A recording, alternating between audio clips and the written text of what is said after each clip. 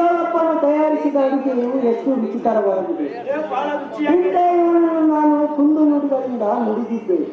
ಈಗ ಈ ಅಡುಗೆಯಲ್ಲಿ ವಿಷಬರಿಸಿರುವನು ಮಾತನಾಡಿದೆ. ಅನುಮಾನ ಬೀಳಬಾರದು. ಹೇಗೆ ಮಾಡಲು ಸಾರಥಿ? ನಂಬಿ ಕೆಟ್ಟವರಿಲ್ಲ, ಅನುಮಾನ ಬಿಟ್ಟವರು ಉಳಿದವರಿಲ್ಲ. ಅನುಮಾನ ಬೀಳಬಾರದು. ಅಪ್ಪ ಭಕ್ತರ ಕಾಟಣ ಇಲ್ಲ ಪ್ರಸಾದ ಸ್ವಲ್ಪ ತಾಂಬೂಲಗಳನ್ನು ತಂದೆ ಎಲ್ಲರೂ ಒಂದಾಗಿ ಸೇರಿಸೋಣ. ಕಂಡೆಯ ಕಾಟಣ ಊಟ ಬಹಳ ರುಚಿಯಾಗಿತ್ತು. ನಾವು ಕಾಡಬೇಕು ನಾಯಕರು. ನಮಗೆ ತಾಂಬೂಲವೆಂದರೆ ಉಗುಳಿ ಎಲೆ, ಅಡಿಕೆ ಎಂದರೆ ಒಡಿಸಿನ ಬೀಜ. ಇದು ತಮ್ಮ ಮುಂದೆ ತಂದಿರುವೆನು. ಇನ್ನು ತಮ್ಮ ಬೇಕೇ ದೇವ?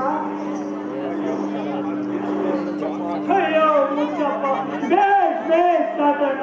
ಭಕ್ತರ ಮನ ತಣಿಸುವುದು ಭಕ್ತ ಬಾಂಧವ್ಯ ಕರ್ತವ್ಯ ಅಲ್ಲವೇ?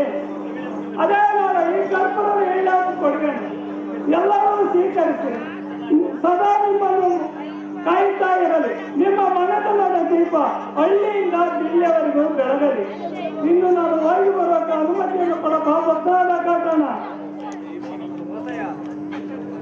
ಓಹೋ ಸ್ವಾಮಿ, ಈ ಬಡವನನ್ನು ಉದ್ಧಾರ ಮಾಡಿದ್ದೇವ. ತಿಳಿಯದೆ ನಿಮ್ಮನ್ನು ಕುಂದು ನುಡಿಗಳಿಂದ ನುಡಿದಿದ್ದು. ನನ್ನ ಸರ್ವ ಆರೋಪಗಳನ್ನು ಮನ್ನಿಸೆ ಪ್ರಭು.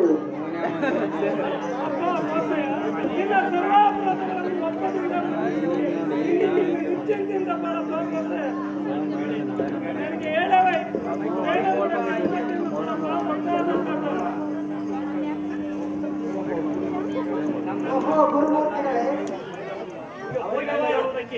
ನಿಮಗೆ ಹೋಗಿದೆ ಅಂತ ಹೇಳುವುದಕ್ಕೆ ನನ್ನ ಯೋಗ್ಯತೆಗಳು ಎಷ್ಟರದು? ಅಯ್ಯೋ ಸ್ವಾಮಿ, ಆನೆಯ ಮುಂದೆ ಸ್ವಾನವು ಸಮಗಟ್ಟುವುದು, ವಜ್ರಕ್ಕೆ ಗಾಳಿ ಸಮಾನವೇ?